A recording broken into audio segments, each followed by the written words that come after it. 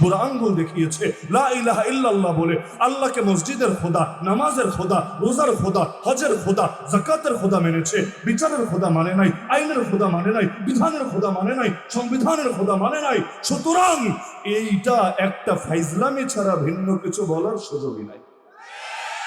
এমনকি এখন তো সেই ৭২-এর যে কুফরি সংবিধান, আল্লাহর সার্বভৌমত্ব অস্বীকার করা সকল ক্ষমতার উৎস জনগণ, আপডেট হতে হতে গত ১ বছর ধরে হুজুররাও কত আশা নিয়ে বারবার গিয়ে গিয়ে বৈঠক করেছে। সারা দেশ গরম না এখন জুলাই সনদ নিয়ে?